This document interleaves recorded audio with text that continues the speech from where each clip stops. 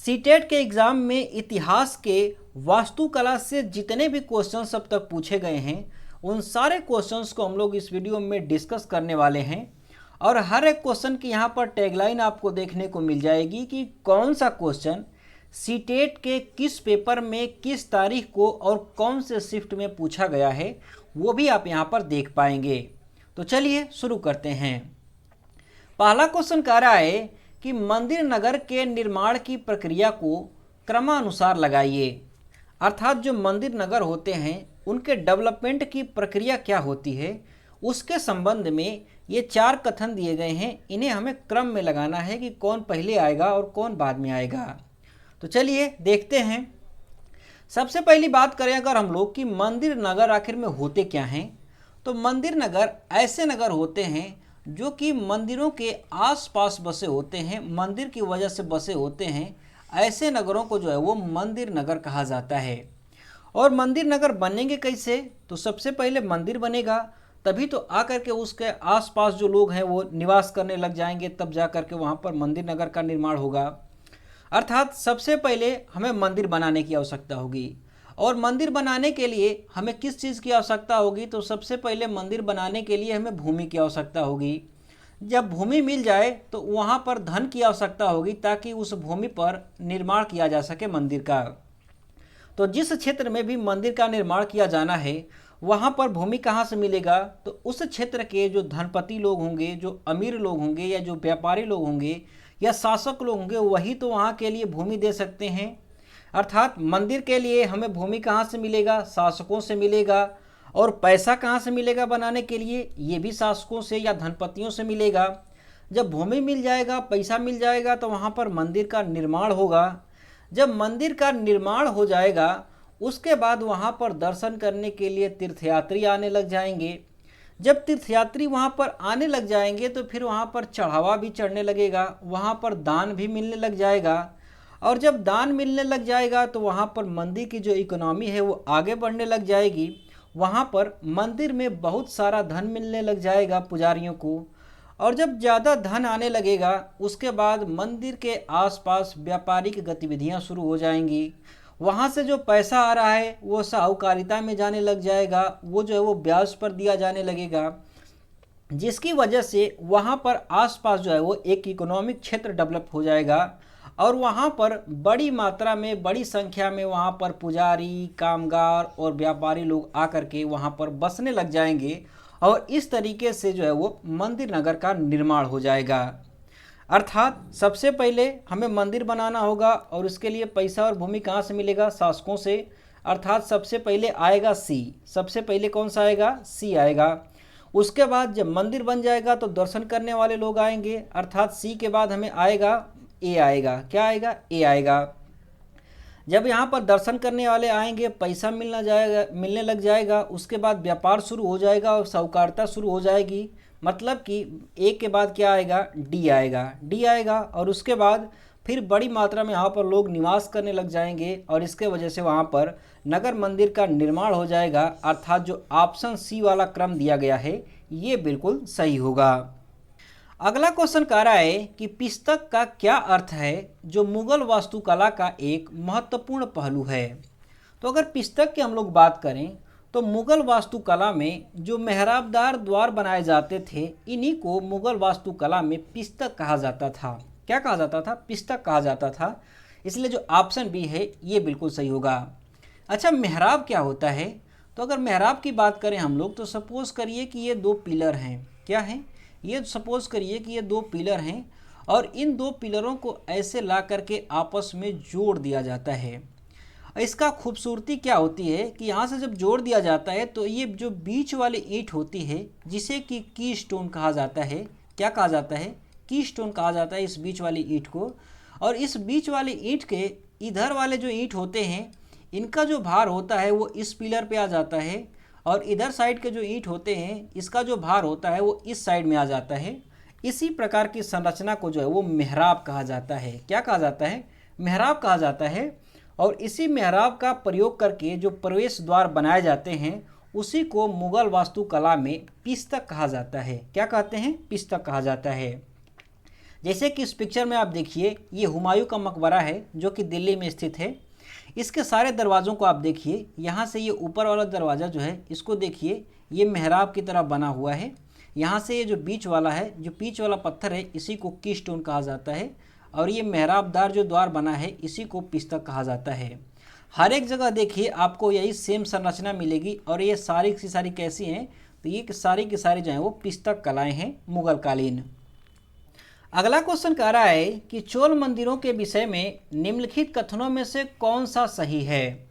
तो अगर चोल मंदिरों की हम लोग बात करें, जो कि 9वीं से लेकर के 13वीं शताब्दी के बीच में तमिलनाडु में बने हुए मंदिर हैं, अर्थात 9वीं शताब्दी से लेकर के 13वीं शताब्दी के बीच तक तमिलनाडु में चोल वंश का शासन था। और इन्हीं चोल वंश के राजाओं के द्वारा जो मंदिर बनवाए गए हैं तमिलनाडु में, उन्हीं को चोल मंदिर कहा जाता है। और उसी के संबंध में कौन सा ऑप्शन सही है वो हमें छांटना है।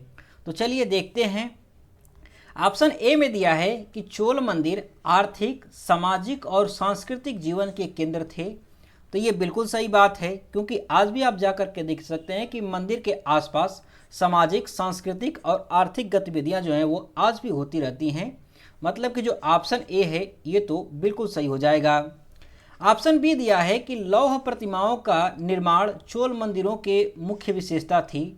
तो ये गलत है। क्यों? क्योंकि प्रतिमाएं जो है वो लौह की नहीं, बल्कि ये जो है वो कांसे की बनी होती थी। किसकी? कांसे की बनी होती थी चोल मंदिरों में। इसीलिए जो ऑप्शन बी है ये तो गलत हो जाएगा। ऑप्शन सी में दिया है कि चोल मंदिर प्रायः अपने आसपास विकसित होने वाले केवल ग्रामीण बस्तियों के केंद्र बन गए थे। तो ये भी गलत है। क्यों? क्योंकि मंदिरों के आसपास जो इकोनॉमिक गतिविधि होगी उससे नगरों का निर्माण होगा, उससे शहरों का निर्माण होगा, न कि ग्रामीण बस्तियों का निर्माण होगा। ग्रामीण बस्तियों का निर्माण जो है वो दूर दराज के क्षेत्रों में होता है, जहाँ पर कृषि का कार्य किया जा सकता है। इसीलिए जो ऑप्शन सी है ये भी गलत हो गया। ऑप्शन डी में दिया है कि जनसाधारण द्वारा दी गई भूमि से चोल मंदिर संपन्न हुए थे। तो ये भी गलत है। क्यों? क्योंकि जो चोल मंदिर हैं इसमें जनसाधारण के द्वारा भूमि नहीं दी गई थी, बल्कि जो शासक थे वो ही अपने सत्ता का प्रदर्शन करने के लिए, भगवान के प्रति अपने सम्मान को व्यक्त करने के लिए वो चोल मंदिरों का निर्माण करवाया करते थे। इसीलिए जो ऑप्शन डी है ये भी गलत हो जाएगा। मतलब कि जो ऑप्शन ए है ये बिल्कुल सही होगा। अगला क्वेश्चन कह रहा है कि जैन और बौद्ध भिक्षु और भिक्षुणियों के लिए आरंभिक विहार बने होते थे किस चीज़ के। तो शुरुआती दौर में बौद्ध धर्म और जैन धर्म के जो भिक्षुण और भिक्षुणियाँ होती थीं, उनके लिए लकड़ी के घर बने होते थे, लकड़ी के आश्रय बने होते थे। इसीलिए जो ऑप्शन सी है ये बिल्कुल सही होगा। अच्छा, ये लकड़ी के क्यों बने होते थे? क्योंकि जैन और बौद्ध जो धर्म है, आप देखेंगे तो भारत के ये उत्तर प्रदेश और बिहार वाले क्षेत्र में उत्पन्न हुए थे, जो कि मैदानी इलाका है। और चूंकि जो बौद्ध भिक्षुण और भिक्षुणियाँ होते हैं वो गांव वाले क्षेत्र में निवास करते नहीं थे, इसीलिए वो गांव को छोड़ करके वो दूर जंगल वाले इलाकों में चले जाते थे। और जंगल वाले इलाकों में लकड़ी आसानी से मिल जाती थी, जिससे कि आसानी से घर बनाया जा सके। इसीलिए ये लोग किस चीज़ की घर बनाते थे? तो ये लोग जो हैं वो लकड़ियों का आश्रय बनाया करते थे। लेकिन बाद में जब बौद्ध धर्म आगे पहुंचा, भारत से बाहर पहुंचा, जब तिब्बत में पहुंचा, तो वहां पर ये पत्थर के भी आश्रय बनाए जाने लगे थे। किस चीज़ के? पत्थर के बाद में आश्रय बनाने जाने लगे। शुरुआती दौर में लकड़ी के बने, बाद में पत्थर के बनने लग गए, अब तो बहुत सारी चीज़ों के बनने लग गए हैं। अगला क्वेश्चन कह रहा है कि कुछ आरंभिक हिंदू मंदिरों में एक हॉल होता था जहां लोग इकट्ठा हो सकते थे। इस स्थान को क्या कहा जाता था? तो शुरुआती दौर में या आज के भी दौर में देखें तो जो मंदिर बनते हैं उनमें मंदिरों के आगे एक हॉल बना होता है जहां पर लोग इकट्ठा होकर के पूजा अर्चना कर सकें। ऐसी जगह को उस मंदिर का मंडप कहा जाता है। क्या कहा जाता है? मंडप कहा जाता है। इसलिए जो ऑप्शन डी है ये बिल्कुल सही होगा। इसके बाद ऑप्शन सी में दिया है दक्षिणापथ। दक्षिणापथ क्या होता है? तो मंदिर के आसपास रास्ता बनाया जाता है जिससे कि लोग मंदिर की परिक्रमा कर सकें। इस पथ को जो है वो दक्षिणा पथ कहा जाता है। क्या कहा जाता है? दक्षिणा पथ कहा जाता है। इसके बाद ऑप्शन बी में दिया है गर्भगृह। गर्भगृह क्या होता है? तो मंदिर का ऐसा भाग जहां पर की मूर्ति स्थापित की जाती है, उस भाग को गर्भगृह कहा जाता है। क्या कहा जाता है? गर्भगृह कहा जाता है। इसके बाद ऑप्शन ए में दिया है ग्राम भोज का। ग्राम भोज का क्या होता है? तो बेसिकली ग्राम भोज का जो होता है वो गांव का प्रशासनिक अधिकारी होता है। यूँ कह लीजिए कि गांव का देख रेख करने वाला प्रमुख होता है ग्राम भोज का। लेकिन चोलों के समय में मंदिरों के देख रेख करने वाले को भी ग्राम भोज का कहा जाता था। क्या कहा जाता था? ग्राम भोज का कहा जाता था। अगर आप इसको यहाँ पर पिक्चर में देखेंगे तो अच्छी तरीके से और क्लियर हो जाएगा। ये जो है वो राम मंदिर है जो कि अभी नया नया बना हुआ है। यहाँ पर देखेंगे तो ये जो ऊंची मीनार आपको दिख रही है ये गर्भगृह है, क्योंकि यहाँ पर राम जी की मूर्ति स्थापित की गई है, इसीलिए ये क्या है? तो ये जो है वो गर्भगृह है, यहाँ पर मूर्ति स्थापित की गई है। ये आगे वाला जो भाग देख रहे हैं यहाँ पर खड़े होकर के प्रार्थना करने के लिए जगह बनाई गई है, तो इसीलिए इसको क्या कहेंगे? तो इसको जो है वो मंडप कहा जाएगा। क्या कहा जाएगा? मंडप कहा जाएगा। और यहाँ पर मंदिर के यहाँ पर आप किनारे किनारे देख रहे हैं ये जो हॉल बना हुआ है, जो रास्ता टाइप का बना हुआ है, इसी को जो है वो दक्षिणा पथ कहा जाता है। और ये इसलिए बनाया जाता है ताकि मंदिर की परिक्रमा की जा सके। अगला क्वेश्चन कह रहा है कि गर्भगृह कुछ प्रारंभिक हिंदू मंदिरों का सबसे महत्वपूर्ण भाग था, वहाँ पर क्या किया जाता था? तो जो गर्भगृह होता है मंदिर का, वहाँ पर देवी देवताओं की मूर्तियाँ स्थापित की जाती हैं, जिसे कि गर्भगृह कहा जाता है। इसीलिए ऑप्शन डी में जो दिया है कि वह स्थान जहाँ पर मुख्य देवी या देवता की मूर्ति स्थापित की जाती है उसी को गर्भगृह कहा जाता है। इसीलिए जो ऑप्शन डी है ये बिल्कुल सही होगा। अगला क्वेश्चन कह रहा है कि लद्दाख में पाए जाने वाले गम्पास क्या हैं? तो अगर हम लोग गम्पास की बात करें तो हिमालयी क्षेत्रों में, लद्दाख वाले क्षेत्र में जो बौद्ध भिक्षुण और भिक्षुणियाँ रहते हैं, उन्हीं लोगों के निवास करने के लिए पत्थरों की एक खास प्रकार की संरचना बनाई जाती है, जिसी को गम्पास कहा जाता है। क्या कहा जाता है? गम्पास कहा जाता है। लेकिन शुरुआती दौर में जो बौद्ध भिक्षुण हैं, इनको रहने के लिए लकड़ियों के घर बनाए जाते थे यूपी बिहार वाले क्षेत्र में, और ये लद्दाख वाले क्षेत्र में पत्थरों के बनाए जाते हैं, जिन्हें कि गम्पास कहा जाता है। क्या कहा जाता है? गम्पास कहा जाता है। अगला क्वेश्चन कह रहा है कि शाहजहां द्वारा दीवाने आम बनवाने के संदर्भ में निम्नलिखित में से कौन सा कथन उपयुक्त है? तो जो दिल्ली के लाल किले में दीवाने आम बनवाया गया था शाहजहां के द्वारा, इसको बनवाने का मुख्य उद्देश्य क्या था? तो इसका उद्देश्य ये था कि प्रजा में संतोष को उत्पन्न किया जा सके, अर्थात प्रजा को संतुष्ट किया जा सके और प्रशासन को बेहतर करने में सहायता मिल सके प्रजा से। इसीलिए दीवाने आम का निर्माण करवाया गया था शाहजहां के द्वारा। इसीलिए जो ऑप्शन ए है ये बिल्कुल सही होगा। ये जो आप पिक्चर देख रहे हैं यही है दीवाने आम। यहाँ पर जो शाहजहां है वो आम जनता से मिला करता था और आम जनता के लिए ही ये भवन बनवाया गया था, ताकि इसके प्रशासन क्षेत्र में आने वाली जो जनता है वो सीधे तौर पर आकर के शाहजहां से मिल सके। इसके अलावा इसने एक दीवाने खास भी बनवाया था, ताकि वहाँ पर जो प्रशासनिक लोग हैं उनसे मिला जा सके। उसके लिए उसने दीवाने खास बनवाया था और आम जनता से मिलने के लिए इसने दीवाने आम का निर्माण करवाया था, और ये दोनों के दोनों दिल्ली के लाल किला में स्थित हैं। अगला क्वेश्चन कह रहा है कि तमिलनाडु के चिंगलेपुर जिले में उत्तर मेरू के शिलालेख में निर्धारित नियम के कारण निम्नलिखित में से कौन सभा के सदस्य नहीं बन सकते थे? तो सभा का सदस्य बनने के लिए उत्तर मेरूर का जो शिलालेख है उसमें लिखा हुआ है कि जो भी व्यक्ति अपना हिसाब किताब अर्थात अपना जो बकाया है लेन देन का वो अगर पूरा नहीं करता है, वो पूरा खाका नहीं देता है, तब तक वो जो है वो उस सभा का सदस्य नहीं बन सकता। इसीलिए जो ऑप्शन बी में दिया है कि वे जिन्होंने अपना हिसाब किताब नहीं दिया है वो सभा का सदस्य नहीं बन सकते। इसीलिए जो ऑप्शन बी है ये बिल्कुल सही होगा। अगर हम लोग बात करें सभा की कि सभा क्या होती है, तो ग्राम की जो गांवों की प्रशासनिक इकाई होती थी उसी को चोल वंशों के समय में उसे सभा कहा जाता था, और उसी सभा में चुने जाने के लिए कुछ नियम निर्धारित किए गए थे। और ये नियम जो है वो उत्तर मेरू लेख जो है वो उत्तर मेरू का जो शिलालेख है इसी के ऊपर अंकित किए गए हैं। इसमें क्या क्या नियम बनाए गए थे?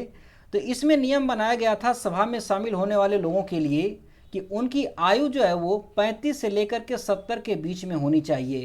35 वर्ष से लेकर के 70 वर्ष के बीच में होनी चाहिए इन लोगों की आयु। इसके अलावा वे वेदों के ज्ञाता होने चाहिए। इसके अलावा उनके पास कम से कम 1.5 एकड़ की भूमि होनी चाहिए उनके पास में, और इसके अलावा उन लोगों का अपना खुद का घर भी होना चाहिए, और इसके अलावा उनका कोई भी किसी के ऊपर कोई बकाया नहीं होना चाहिए। उनका अपना हिसाब किताब जो है वो सभा में जमा करनी होती थी। इसके बाद वो सभा के मेंबर बनने के अधिकारी हो सकते थे, योग्यता प्राप्त कर सकते थे। अगला क्वेश्चन कह रहा है कि सूफी संतों के मकबरों को क्या कहा जाता है। तो जो सूफी संतों के मकबरे होते हैं उन्हें दरगाह कहा जाता है। क्या कहा जाता है? दरगाह कहा जाता है। इसलिए जो ऑप्शन बी है ये बिल्कुल सही होगा। इसके बाद ऑप्शन सी में दिया है ईदगाह। ईदगाह क्या होती है? तो ऐसी जगह जहाँ पर इस्लाम धर्म को मानने वाले लोग बड़े त्योहारों पर जैसे कि ईद बकरीद में इकट्ठा होकर के वहाँ पर परमात्मा को याद करते हैं, वहाँ पर नमाज अदा करते हैं। ऐसी जगहों को जो है वो ईदगाह कहा जाता है। क्या कहते हैं? ईदगाह कहते हैं। इसके बाद ऑप्शन डी में दिया है खानगाह। खानगाह का क्या होता है? तो खानगाह ऐसी जगह होती हैं, ऐसे जगह होते हैं जहाँ पर कि सूफी संत निवास करते हैं। ऐसी जगहों को जो है वो खानगाह कहा जाता है। इसके बाद ऑप्शन ए में दिया है इबादतगाह। इबादतगाह क्या होता है? तो इबादतगाह का मतलब होता है पवित्र जगह, जहाँ पर कि पूजा अर्चना की जा सके। ऐसी जगह को जो है वो इबादतगाह कहा जाता है। जैसे कि बात करें कि इस्लाम धर्म वाले लोगों के लिए मस्जिद जो है वो क्या है? इबादतगाह है। हिंदू धर्म वालों के लिए क्या है? मंदिर जो है वो इबादतगाह है।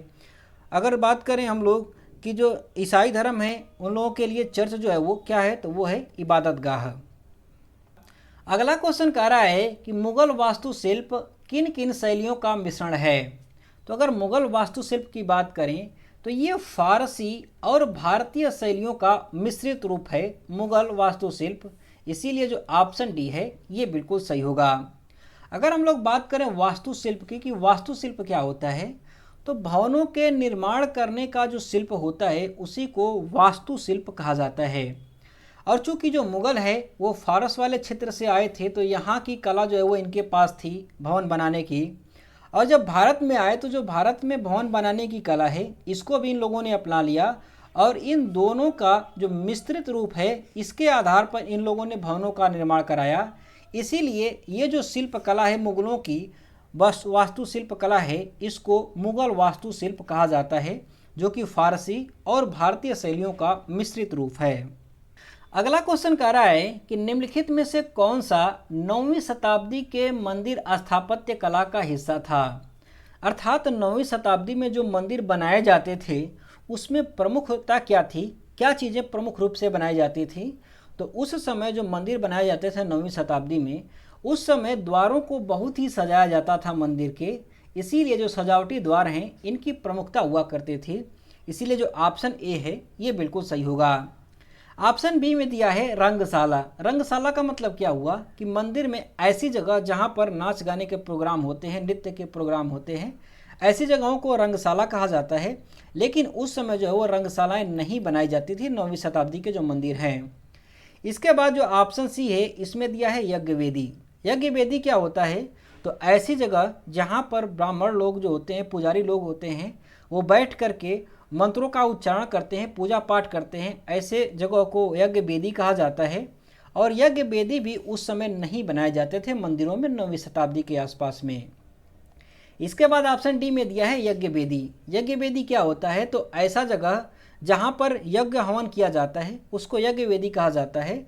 और यज्ञ वेदी भी 9वीं शताब्दी के मंदिरों में नहीं देखने को मिलती है, वहाँ पर प्रमुख रूप से सजावटी द्वार ही देखने को मिलते हैं।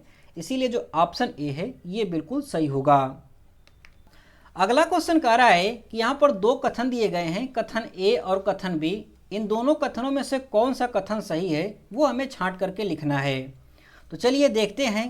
कथन ए कह रहा है कि चोल मंदिर धार्मिक, सामाजिक एवं सांस्कृतिक जीवन के केंद्र थे। तो ये बिल्कुल सही है, क्योंकि जो तमिलनाडु में चोल वंश के शासकों के द्वारा जो चोल मंदिर बनवाए गए हैं ये सारे के सारे मंदिर धार्मिक, सामाजिक और सांस्कृतिक जीवन के प्रमुख केंद्र हुआ करते थे। इसीलिए जो कथन ए है ये तो बिल्कुल सही होगा। इसके बाद जो कथन बी है ये कह रहा है कि चोल कांस्य प्रतिमाएं देवी देवताओं की थीं, पर कुछ प्रतिमाएं भक्तों की भी थीं। तो ये भी बिल्कुल सही है, क्योंकि इन मंदिरों में जो प्रतिमाएं लगी थीं वो कांसे की बनी हुई थी और इसके अलावा कुछ शासकों और भक्तों की भी प्रतिमाएं इसमें लगी हुई हैं। इसीलिए जो कथन बी है ये भी बिल्कुल सही होगा। लेकिन यहाँ पर देखिए कि जो कथन ए है और कथन बी है इसमें आपस में दोनों में कोई भी संबंध नहीं है। इसीलिए कथन ए और कथन बी दोनों तो सही हैं, लेकिन जो कथन बी है, कथन ए जो है वो कथन बी का स्पष्टीकरण नहीं दे रहा है। जो कथन बी है इसमें सामाजिकता, धार्मिकता और सांस्कृतिकता के बारे में कोई बात नहीं की गई है। इसीलिए दोनों कथन सही हैं, लेकिन एक दूसरे पर डिपेंड नहीं है, एक दूसरे का स्पष्टीकरण नहीं दे रहे हैं। इसीलिए जो ऑप्शन बी है ये बिल्कुल सही होगा। अगला क्वेश्चन कह रहा है कि सूफी संत के मकबरे को किस नाम से जाना जाता है। तो सूफी संतों का ये जो मकबरे होते हैं उन्हें दरगाह कहा जाता है। क्या कहते हैं? दरगाह कहते हैं। इसके बाद जो सूफी संत होते हैं वो लोग जहाँ पे रहते हैं उस स्थल को क्या कहते हैं? तो उस स्थल को खानगाह कहा जाता है। इसके अलावा यहाँ पर ऑप्शन बी में दिया है गुल फरोसा। गुल फरोसा क्या होता है? तो धार्मिक स्थलों के बाहर आपने देखा होगा कि जो फूलों की दुकान लगी होती हैं, जो प्रसादों के दुकान लगे होते हैं, उसी को गुल फरोसा कहा जाता है। क्या कहते हैं? गुल फरोसा कहा जाता है। और ऑप्शन ए में दिया है ईदगाह। ईदगाह क्या होता है? तो ऐसी जगह जहाँ पर कि इस्लाम धर्म के मानने वाले लोग बड़े त्योहारों के समय में इकट्ठा होकर के प्रार्थना करते हैं, ऐसी जगहों को ईदगाह कहा जाता है। अगला क्वेश्चन कह रहा है कि निम्नलिखित में से कौन सा मुगल चारबाग का एक स्थल नहीं है। अर्थात मुगलों के समय में जो चारबाग शैली में स्थल बनाए जाते थे उस तरीके का इनमें से कौन सा नहीं है वो पूछ रहा है। तो यहाँ ऑप्शन जो बी है इसमें दिया है कुब्बत उल इस्लाम मस्जिद। ये जो है वो चारबाग शैली में नहीं बनी हुई है, इसीलिए जो ऑप्शन बी है ये बिल्कुल सही होगा। अगर हम लोग कुब्बत उल इस्लाम मस्जिद की बात करें कि ये कहाँ पर है, तो ये दिल्ली में स्थित है। कहाँ पर? दिल्ली में स्थित है। दिल्ली में जो कुतुब मीनार परिसर है वहीं पर ये कुब्बत उल इस्लाम मस्जिद है। और ये बनी कब थी? तो ये जो है वो दिल्ली सल्तनत के समय में ही बन गई थी, मुग़लों के आने से बहुत पहले ही बन गई थी। इसके अलावा अगर हम लोग बात करें चारबाग शैली की कि चारबाग शैली क्या होती है, तो मुग़लों के आप जितने भी देखेंगे वास्तुशिल्प उसमें आपको देखने को मिलेगा कि कोई भी जो स्थल है वो हमेशा आपको वर्गाकार देखने को मिलेगा। जैसे कि आप हुमायूं का मकबरा देखिए, वो बिल्कुल आपको वर्गाकार देखने को मिलेगा। और ये जो वर्ग है ये भी चार बराबर बराबर वर्गों में बटा हुआ आपको देखने को मिलेगा। और यहाँ बीच में आपको हुमायूं का मकबरा देखने को मिलेगा। और ये मकबरा जो है ये भी आपको वर्गाकार ही देखने को मिलेगा। इसके बीच के जो कमरे हैं वो भी आपको वर्गाकार देखने को मिलेंगे। इसके अलावा जो अगल बगल इसके पार्क बने हुए हैं उसको भी आप देखेंगे तो ये भी सारे के सारे जो हैं वो वर्गाकार ही देखने को मिलेंगे। इसी को चारबाग शैली कहा जाता है। और मुग़लों की ज़्यादातर वास्तुकलाएँ जो हैं वो चारबाग शैली में ही आपको देखने को मिलेंगी। अगला क्वेश्चन कह रहा है कि अभिलेखागार वह स्थान है जहाँ पर क्या चीज़ें रखी जाती हैं। तो अभिलेखागार में ऐतिहासिक जो पांडुलिपियाँ होती हैं, जो ऐतिहासिक दस्तावेज होते हैं वो रखे जाते हैं। इसीलिए जो ऑप्शन सी में दिया है ऐतिहासिक पांडुलिपियों तथा दस्तावेजों को रखने की जगह को अभिलेखागार कहा जाता है, ये बिल्कुल सही होगा। अगला क्वेश्चन कह रहा है कि निम्नलिखित में से कौन सा मेल नहीं खा रहा है। अर्थात जो ऑप्शन दिए गए हैं इनमें से कौन सा जोड़ा सही नहीं है वो हमें छांटना है। तो चलिए देखते हैं। ऑप्शन ए में दिया है खजुराहो। खजुराहो क्या है? तो खजुराहो एक गांव पड़ता है मध्य प्रदेश में। मध्य प्रदेश का जो छतरपुर ज़िला है वहां पर खजुराहो गांव है। और यहां पर प्राचीन मंदिर बने हुए हैं जिन्हें कि खजुराहो मंदिर कहा जाता है। और इन खजुराहो मंदिर को चंदेल शासकों के द्वारा बनवाया गया था। अर्थात खजुराहो का सीधा संबंध जो है वो चंदेलों से है। इसीलिए जो ऑप्शन ए है ये तो बिल्कुल सुमेलित है। इसके बाद ऑप्शन बी में दिया है एहोल। एहोल क्या है? तो एहोल जो है वो कर्नाटक में एक जगह है जहाँ पर कि बहुत सारे प्राचीन मंदिर बने हुए हैं जिसे कि एहोल मंदिर कहा जाता है। और ये जो एहोल मंदिर है वो चालुक्यों के द्वारा बनवाया गया था। वहाँ पर जो चालुक्य शासकों ने शासन किया था 6वीं शताब्दी में, उन्हीं लोगों के द्वारा एहोल मंदिरों का निर्माण करवाया गया था। इसीलिए जो ऑप्शन बी में दिया है एहोल, इसका भी सीधा संबंध है चालुक्यों से, इसीलिए ये भी मेल खा रहा है ऑप्शन बी भी। इसके बाद ऑप्शन सी में दिया है कांचीपुरम। कांचीपुरम क्या है? तो कांचीपुरम भी एक जगह है जो कि तमिलनाडु में पड़ती है। और यहाँ पर भी प्राचीन मंदिर बने हुए हैं। जिसे कि कांचीपुरम मंदिर कहा जाता है। और इन कांचीपुरम मंदिरों को जो है वो पल्लवों के द्वारा बनवाया गया था। वहाँ पर जो पल्लव शासक रहे थे उनके द्वारा कांचीपुरम के मंदिरों को बनवाया गया था, इसीलिए कांचीपुरम का भी सीधा संबंध जो है वो पल्लवों से है। अर्थात जो ऑप्शन सी है ये भी मेल खा रहा है। इसके बाद ऑप्शन डी में दिया है महाबलीपुरम। जो महाबलीपुरम है ये कहाँ पर पड़ता है, तो ये भी पड़ता है तमिलनाडु में ही, और यहाँ पर भी प्राचीन मंदिर हैं। और यहाँ पर जो प्राचीन मंदिर हैं ये किसके द्वारा बनवाए गए हैं, तो ये बनवाए गए हैं पल्लवों के द्वारा। किसके द्वारा, वहाँ पर जो पल्लव शासक थे उनके द्वारा इन मंदिरों को बनवाया गया था, न कि चोल शासकों के द्वारा बनवाया गया था। अर्थात जो महाबलीपुरम है इसका चोल शासकों से संबंध नहीं है। और क्वेश्चन यही पूछ रहा है कौन मेल नहीं खा रहा है, तो जो ऑप्शन डी है ये मेल नहीं खा रहा है, इसलिए जो ऑप्शन डी है ये बिल्कुल सही हो जाएगा। अगला क्वेश्चन कह रहा है कि निम्नलिखित कथनों पर विचार करें और सही विकल्प का चयन करें। अर्थात ये जो कथन दिए गए हैं इनके संबंध में कौन सा ऑप्शन सही होगा वो हमें छांटना है। तो चलिए देखते हैं। पहला कथन कह रहा है कि 7वीं शताब्दी के शासकों ने बड़े मंदिरों का निर्माण करवाकर अपनी सत्ता और संसाधनों का प्रदर्शन करने का प्रयास किया था।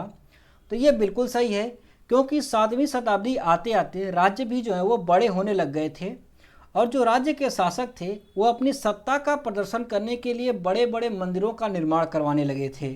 इसीलिए जो ऑप्शन जो कथन 1 है ये तो बिल्कुल सही होगा। इसके बाद जो कथन 2 है ये कह रहा है कि 10वीं और 11वीं शताब्दी के दौरान शासक एक दूसरे के राज्यों पर आक्रमण करते थे तो मंदिरों को अपना निशाना बनाते थे। तो यह भी बिल्कुल सही है, क्योंकि 10वीं शताब्दी आते आते आक्रमण भी शुरू हो गए थे, क्योंकि सत्ता का प्रदर्शन ही मंदिरों के माध्यम से किया जाता था। इसीलिए जो शासक को लगता था कि ये हमारे विरोध काम कर रहा है, इसीलिए वो दूसरे के ऊपर आक्रमण करके उसके द्वारा जो मंदिर बनाए गए थे उससे लूट करके वहाँ की मूर्तियाँ ला करके अपने मंदिरों में वो स्थापित करने लगे थे। अर्थात जो मंदिर थे वो सत्ता के प्रदर्शन का एक साधन बन गए थे। इसीलिए जो पहला वाला कथन है यहाँ पर आप देख रहे हैं कि दूसरे वाले कथन का यहाँ पर अच्छी तरीके से व्याख्या कर रहा है, क्योंकि दूसरा वाला कथन कह रहा है कि मंदिरों पर आक्रमण करके वहाँ लूट की जाती थी और ला करके अपने यहाँ उसको स्थापित किया जाता था। और क्यों किया जाता था, क्योंकि ये सत्ता का प्रदर्शन करने का एक साधन हुआ करता था। मतलब कि जो पहला वाला कथन है वो दूसरे की अच्छी तरीके से व्याख्या भी कर रहा है। अर्थात पहला कथन सही है और दूसरा भी सही है, और जो पहला वाला कथन है वो दूसरे की अच्छी तरीके से व्याख्या भी कर रहा है। इसीलिए जो ऑप्शन डी है ये बिल्कुल सही होगा। अगला क्वेश्चन कह रहा है कि ऊंची भीतरी छत में प्रतिच्छेदी मेहराबों वाली वास्तुकला की यह शैली निम्न में से किन के बीच में समान है। अर्थात जो प्रतिच्छेदी मेहराबों वाली वास्तुकला होती है उसके संबंध में किसमें समानता पाई जाती है वो पूछ रहा है। तो सबसे पहले अगर हम लोग बात करें कि प्रतिच्छेदी मेहराब आखिर में होते क्या हैं, तो यहाँ आप पिक्चर में देखिए, ये जो आप पिक्चर देख रहे हैं यहाँ पर ये जो पिक्चर है वो वृंदावन का गोविंद देव मंदिर है। यहाँ इस मंदिर में आप देखेंगे तो यहाँ पर जो खिड़कियाँ बनी हुई हैं यहाँ पर छोटे छोटे ये मेहराबदार ये खिड़कियाँ जो बनी हुई हैं यहाँ पर छोटे छोटे आपको छिद्र दिखाई देंगे। इसी को जो है वो मेहराबदार छिद्र कहा जाता है। ठीक ऐसे ही यहाँ पर भी आपको देखने को मिलेगा, ये है फतेहपुर सीकरी का महल। यहाँ पर भी आप जो देखेंगे जो ऊपर जो मेहराब बनी हुई हैं यहाँ पर छोटे छोटे यहाँ पर भी छिद्र बने हुए हैं। मतलब कि ये जो छिद्रदार मेहराब हैं ये दोनों में जो है वो समान रूप से पाए जाते हैं। और यही चीज़ हमें ऑप्शन ए में दे रखा है। ऑप्शन ए में यहाँ पर दिया है कि वृंदावन का गोविंद देव मंदिर और फतेहपुर की सीकरी का महल, ये जो दोनों के दोनों हैं इनमें प्रतिच्छेदी मेहराबों वाली वास्तुकला पाई जाती है। इसीलिए जो ऑप्शन ए है ये बिल्कुल सही होगा। तो फ्रेंड्स इस वीडियो में बस इतना ही। बाकी के जो क्वेश्चंस बचे हुए हैं वो आपको नेक्स्ट वीडियो में मिल जाएंगे। अगर ये वीडियो अच्छा लगा हो तो वीडियो को लाइक ज़रूर करिएगा। बाकी के जो आने वाली वीडियोस हैं उनका नोटिफिकेशन पाने के लिए चैनल को सब्सक्राइब भी कर लीजिएगा। Thanks for watching. Have a nice day. Thank you.